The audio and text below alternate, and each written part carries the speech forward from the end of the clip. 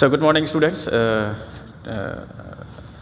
Physics के आज के लेक्चर में आप सबका वेलकम, आप सबका बहुत बहुत स्वागत है। और आज हम हीटिंग इफेक्ट ऑफ करंट, जो कि क्लास 10 का बहुत इंपॉर्टेंट टॉपिक है और अक्सर इससे क्वेश्चंस आते हैं और अच्छे खासे क्वेश्चंस आते हैं इससे। तो हीटिंग इफेक्ट ऑफ करंट पे हम आज पूरी चर्चा होगी हमारी, पूरा ब्रीफ एक्सप्लेनेशन होगा इस पूरे टॉपिक का। और उम्मीद है कि इसके बाद कोई डाउट आप लोगों के माइंड में नहीं होना चाहिए इस टॉपिक को लेकर। ओके, तो पहले समझते हैं कि हीटिंग इफेक्ट ऑफ करंट क्या है। क्या ये करंट का कोई नेचर है, क्या करंट की कोई प्रॉपर्टी है? There is any type of properties of current which current shows when it's produces. तो क्या ये कोई प्रॉपर्टी है करंट की? तो देखिए, हीटिंग इफेक्ट ऑफ करंट क्या होता है कि जब ये हमने एक सर्किट लिया हुआ है, सिंपल इलेक्ट्रिकल सर्किट है, बैटरी है, वोल्टेज है, we apply across this potential difference terminals, this is the switch, ये इलेक्ट्रिकल अप्लायंसेज, ये रेजिस्टेंस। तो जो सिंपल सर्किट इलेक्ट्रिकल सर्किट होता है, ये उसका एक डायग्राम है। और हम जैसे ही यहाँ स्विच ऑन करते हैं तो इस सर्किट में एक करंट फ्लो होने लग जाता है, ठीक है। और हम ये जानते हैं कि हम कोई भी कंडक्टर बना लें, किसी भी तरह का सुपर कंडक्टर बना लें, कितना भी वो लो रेजिस्टिविटी का हो, पर रेजिस्टेंस, किसी भी कंडक्टर का resistance absolute zero is not possible. We can not make type of conductor which have zero resistance, this is not possible. Practically ये पॉसिबल नहीं है। कितना भी सुपर कंडक्टर, कोई सा भी सुपर कंडक्टर हो, पर वो कुछ ना कुछ रेजिस्टेंस तो ज़रूर ऑफर करता है। अगर कोई चार्जेस उसके सरफेस से फ्लो करे तो कुछ ना कुछ रेजिस्टेंस तो वो they will offer some resistance. Okay, ये कंसेप्ट है। तो जैसे ही करंट यहाँ से फ्लो करना शुरू करेगा, current produces I current will produce in this direction from higher potential to lower potential. तो उसको एक रेजिस्टेंस ऑफर किया जाएगा। ये जो पाथ है, ये जो मेटल का वायर, ये जो इस इलेक्ट्रिकल सर्किट में जो वायर कनेक्टेड है, जिसका इस्तेमाल हमने किया है, वो अगर कोई मेटल है तो it will offer some resistance to the flow of charges. कुछ ना कुछ रेजिस्टेंस वो हर एक पॉइंट पे ऑफर करता है, ठीक है। अब ये रेजिस्टेंस जो है, actually it is a hindrance in the path of a current and charges. Okay, they will oppose the motion of charges, resistance will oppose the motion of charges, वो मूव नहीं करने देगा। तो इससे क्या, करंट रुक जाएगा। अगर रेजिस्टेंस का वैल्यू ज़्यादा है तो करंट बिल्कुल ही ब्लॉक हो जाएगा, वो पार ही नहीं कर सकता उस हिंड्रेंस को। पर अगर रेजिस्टेंस की वैल्यू कम है तो वो करंट विल फ्लो, बट उसकी स्पीड अफेक्ट हो जाएगी। जिस स्पीड से चार्जेस को चलना चाहिए था, उस स्पीड से चार्ज नहीं चल पाएगा, क्योंकि बीच में हिंड्रेंसेज है, रेजिस्टेंसेज है हर एक पॉइंट पे। ओके, और ये जो हिंड्रेंसेस, ये जो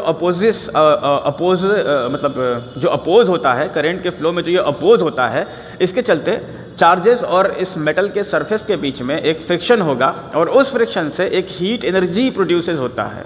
वो heat energy, actually energy is conserved. Energy can not be destroyed और नॉट बी क्रिएटेड। ना हम उसको डिस्ट्रॉय कर सकते हैं, ना क्रिएट कर सकते हैं। तो अभी एनर्जी जिस स्पीड से आ रहा, मतलब इलेक्ट्रॉन जिस स्पीड से आ रहा था, चार्जेस जिस स्पीड से आ रहे थे, वो आ नहीं सके, उनकी स्पीड को स्लो कर दिया गया।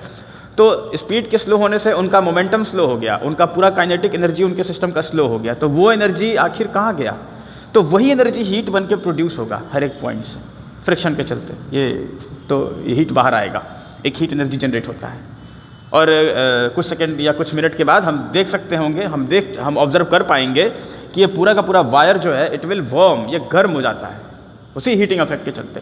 तो ये है हीटिंग इफेक्ट ऑफ करंट का पूरा थ्योरी, पूरा फिजिक्स ये है इसके पीछे का। ऐसे हीट जनरेट होता है जब किसी पाथ में, किसी कंडक्टर में, किसी वायर में अगर करंट फ्लो करता है, तो वहाँ हर एक पॉइंट पे एक हीट एनर्जी का इमिशन होता है, एक हीट एनर्जी प्रोड्यूस होता है। यही हीटिंग इफेक्ट ऑफ करंट है, यही है heating effect of current, that is heating effect of current. और इसी एनर्जी को हम ऐसे ही एनर्जी को एक्सट्रैक्ट करते हैं, इन चार्जेस से हम एनर्जी को ऐसे ही निकलवाते हैं, और फिर उसको हम अपने डिफरेंट पर्पसेस के लिए यूज़ करते हैं। Fan, TV, AC, freezes etcetera, बहुत सारे इलेक्ट्रिकल अप्लायंसेस हैं हमारे डेली लाइफ के यूज़ में, तो उनको हम इस्तेमाल इसी एनर्जी से करते हैं। ओके, ये है हीटिंग इफेक्ट ऑफ करंट। अब मान लेते हैं कि हमने यहाँ एक इलेक्ट्रिकल अप्लायंसेस लगाया, मान लेते हैं कि कोई बल्ब है, ठीक है। ये बल्ब ग्लो करेगा जैसे ही करंट, हम यहाँ स्विच ऑन करेंगे, इस सर्किट को क्लोज करेंगे, तो करंट के फ्लो होने के चलते ये बल्ब जो है ग्लो करेगा। तो एक्चुअली हुआ क्या, देखिए यहाँ से चार्जेस जो है, जैसे ही चार्जेस ने फ्लो करना शुरू किया, एक्चुअली नेगेटिव चार्ज फ्लो करता है, इस एंड से, नेगेटिव एंड से, electrons will flow, they will participate in making a current, proton will not, proton तो फ्लो ही नहीं कर सकता, वो तो न्यूक्लियस के अंदर बंद है, we all know. But current का जो डायरेक्शन है वो हम कन्वेंशनल डायरेक्शन लेते हैं, मतलब कि पॉजिटिव से हायर से लोअर की तरफ लेते हैं। ये जो मान्यता है ये बहुत पहले से चलती आ रही है, तो ऐसे ही हम लोग लेते हैं करंट के डायरेक्शन को। तो चार्जेस यहाँ से जब यहाँ पहुँचेगा तो यहाँ इस बल्ब के अंदर हमने एक हाई रेजिस्टिविटी मटेरियल, या हम ये कह लें कि हमने यहाँ हाई रेजिस्टेंस को लगाया हुआ है।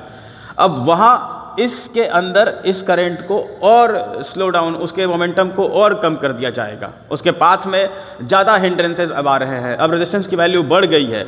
ओके, तो वहाँ फर्दर वहाँ एक एनर्जी जनरेट होगी, एक एनर्जी इमिट होगी, और वो लाइट के फॉर्म में होगी, तो ये बल्ब जो है वो ग्लो करेगा। तो ऐसे हम यूज़ करते हैं हीटिंग इफेक्ट ऑफ करंट को, हम इस तरीके से इस्तेमाल करते हैं। मतलब कि जब करंट यहाँ से चल के यहाँ आएगा, कुछ करंट तो यहाँ वेस्ट हो जाएगा, कुछ करंट यहाँ वेस्ट हो जाएगा, मतलब एनर्जी, कुछ हीट एनर्जी तो यहाँ निकल के वेस्ट हो जाएगी, उसका हम इस्तेमाल नहीं कर सकते हैं, और यहाँ भी नहीं कर पाएंगे, पर इस्तेमाल हम यहाँ करने वाले हैं इस हीटिंग इफेक्ट ऑफ करंट का। ठीक है, तो इसमें हमने एक स्पेशल टाइप का रेजिस्टेंस लगाया हुआ है, जिसका कि वैल्यू जो बड़ा वैल्यू है, तो वो ज़्यादा अपोज करेगा करंट को, वो ज़्यादा करंट की स्पीड को, काइनेटिक एनर्जी को कम कर देगा, तो इसलिए ज़्यादा एनर्जी यहाँ से बाहर निकलता है, और वही लाइट के फॉर्म में निकलता है। There actually electrical energy is converting into light energy, तो ये बल्ब विल ग्लो। ओके, अब जैसे हम वोल्टेज बढ़ाएंगे, तो वोल्टेज बढ़ाने से क्या होगा, charges, number of charges flowing in per unit time, per unit second will increase, charges का मैग्नीट्यूड बढ़ेगा, तो ज़्यादा करंट, अब ज़्यादा चार्जेस यहाँ आ रहा है, तो ज़्यादा एनर्जी अब आ रहा है, तो ज़्यादा एनर्जी मीट होगा। तो वोल्टेज बढ़ाने से बॉल का जो ग्लोइंग इंटेंसिटी है लाइट का, वो भी बढ़ता जाएगा, it will also increases. Okay, ये सारा कहानी है, ये सारा थ्योरी है, यही फिजिक्स है हीटिंग इफेक्ट ऑफ करंट का। ऐसे हम इस्तेमाल करते हैं हीटिंग इफेक्ट ऑफ करंट के। अब यहाँ हम कोई भी दूसरा अप्लायंसेज, इलेक्ट्रिकल अप्लायंसेज यहाँ लगा सकते थे, हर बार ये बल्ब ही होना ज़रूरी नहीं है। ओके, अब चलें, अब हम कैलकुलेशन करेंगे कि ये जो हीटिंग इफेक्ट यहाँ प्रोड्यूस होता है, ये जो हीट एनर्जी यहाँ प्रोड्यूस हो रहा है, इसका कोई मैग्नीट्यूड होना चाहिए। इट इज़ फिजिकल क्वांटिटी, ये एक फिजिकल क्वांटिटी है और ये एग्जिस्टेंस है इसका, तो इसको कैलकुलेट करना भी इंपॉर्टेंट है। तो हम उसको कैसे कैलकुलेट करते हैं, उसके फॉर्मूला को भी डिराइव करते हैं हम यहाँ से।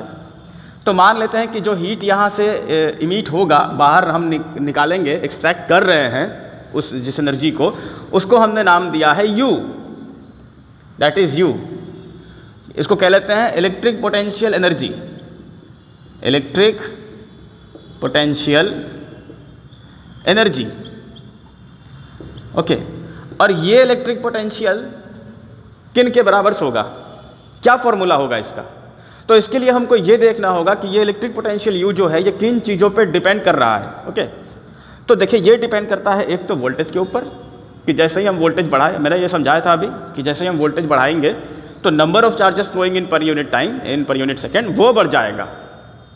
तो ये एक तो वोल्टेज पे डिपेंड करता है, और एक जो चार्ज फ्लो करके यहाँ से यहाँ पहुँच रहे हैं उनके नंबर्स पे, उसके मैग्नीट्यूड पे, चार्जेस के मैग्नीट्यूड पर भी डिपेंड करता है। तो U इज इक्वल टू लिखा जाएगा V इंटू Q। ओके, जो यहाँ भी हीट जनरेट होगा, यहाँ भी हीट जनरेट होगा, यहाँ भी हीट जनरेट होगा, इसी हीट एनर्जी को जो कि यहाँ प्रोड्यूस हो रहा है, जनरेट हो रहा है, ठीक है, इसको हमने नाम दिया U, और ये U इज इक्वल टू मिला हमको V into Q। V is voltage applied,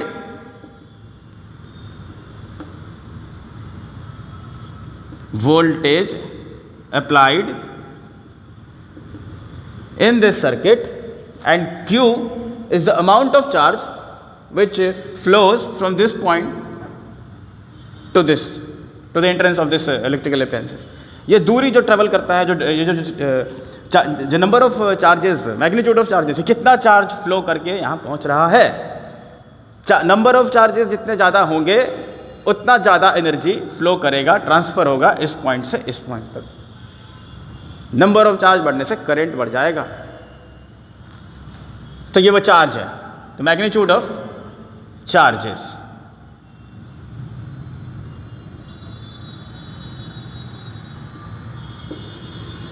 अब देखें U बराबर मिला V इंटू Q। इस वोल्टेज को हम रिप्लेस कर सकते हैं from Ohm's law, we know that V is equal to I into R. This is very important result. and now this V will replaced by current. So V is equal to I into R.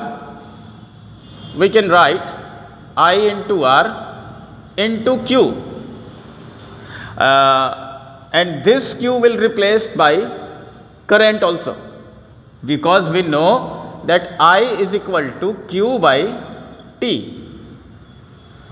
Current is the rate of flowing of charge in per unit time through any cross sectional area, वो होता है current. तो Q बराबर क्या मिल जाएगा, I into T. Okay, and this Q will replace by this I into T.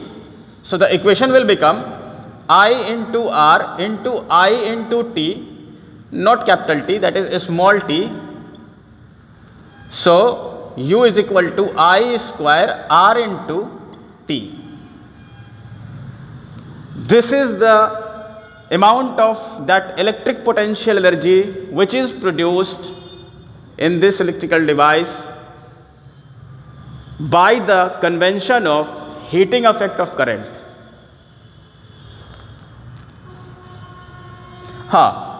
Another important thing is that what is the SI unit of electric potential energy? Energy का कोई भी form हो, electric potential energy हो, gravitational potential energy हो, electrostatic वाला energy हो, हमारे body के अंदर का एनर्जी हो, हम कोई वर्क डन करते हो वो एनर्जी हो, एटॉमिक एनर्जी हो, न्यूक्लियस एनर्जी हो, न्यूक्लियर एनर्जी हो, कोई भी एनर्जी हो, एनर्जी का एक ही ऐसा यूनिट है, and that is joule. I will write there joule, SI unit of energy.